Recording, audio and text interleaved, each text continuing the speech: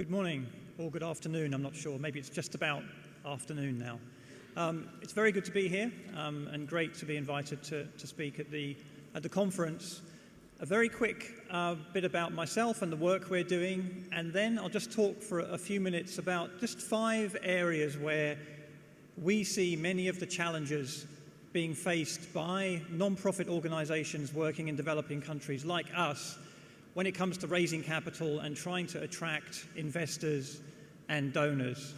Very quickly, my background, I've been doing IT for about 25 years in a range of sectors. I've been working in Africa on development projects since 1993, so about 18 years now. I've lived and worked in 8 or 9 African countries, working on a range of projects. My degree is social anthropology with development studies, and I've been working specifically in mobile since 2002, 2003 to try and understand how mobile technology is useful to non-profit organizations working in remote, last-mile places in developing countries. This is pretty much why we're here.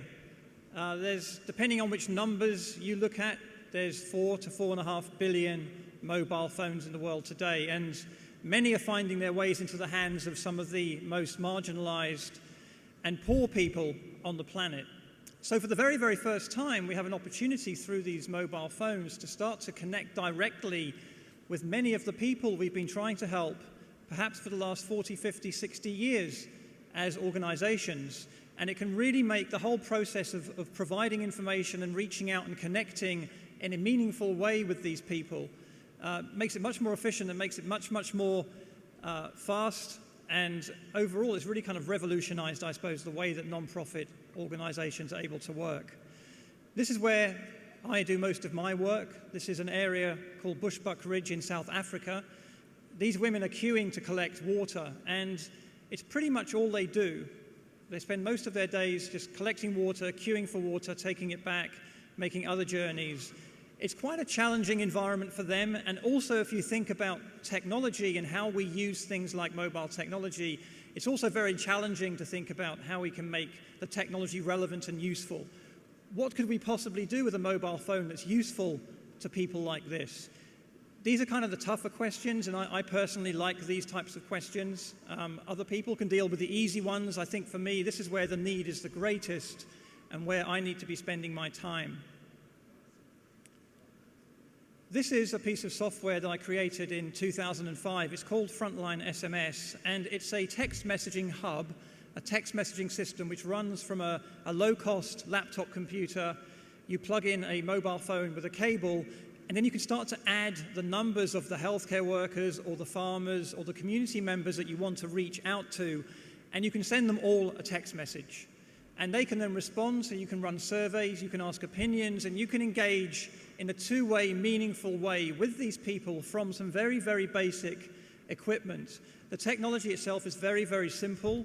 It's pretty much what you see there. The beauty is, though, that it doesn't require the internet to work. And it's been written in a way which allows people to take it and, using their own particular passion and the own mission that they have themselves, it allows them to employ it and deploy it in any way they like. This is the kinds of things that people have done with it. It's being used for a very wide variety, a staggering variety, I think, of uses. And these are all things that the end users decided to do. So we provide the software. The software is free. The technical support is free because we're aiming at those very, very grassroots, lower-level charities who don't necessarily have finances or an easy way of paying for things over the internet, for example. So it makes it easier for us to distribute it.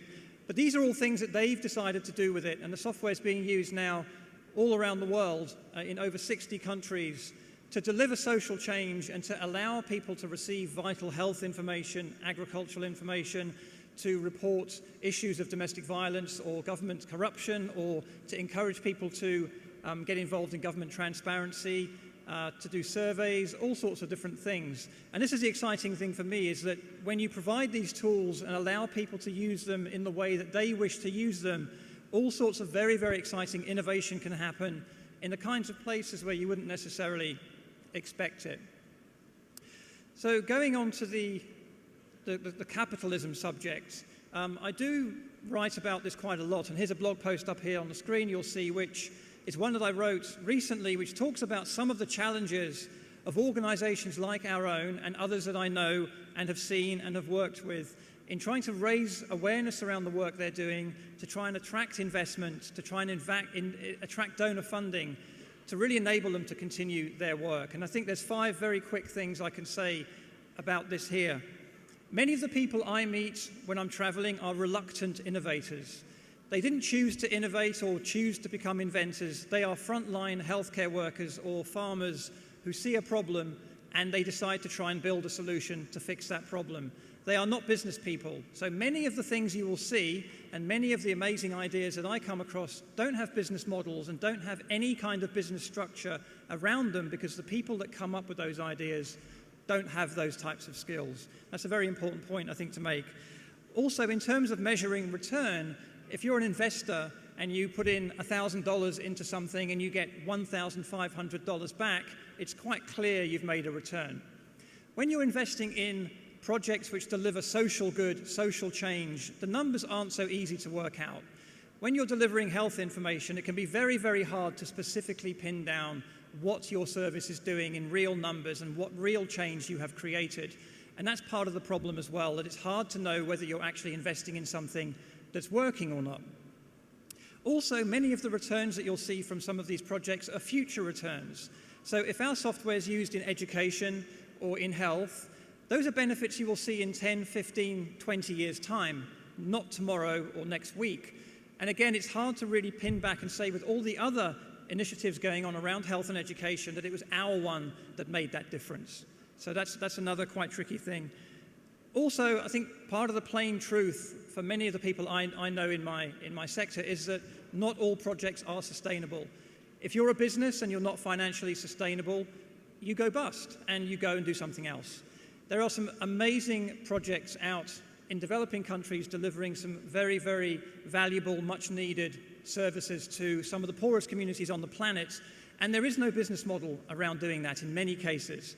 So the question has to be, just because you can't be financially sustainable, does that mean that your project is not worthy? And I would argue that actually many of the things that I see doing very, very good work are not financially sustainable, and that's a problem we have to get around. And then finally, the whole issue of impact. This is my favorite slide, I think, on impact. It's wolves howling at a full moon, and they do it every month, and they're asking each other, are we making an impact?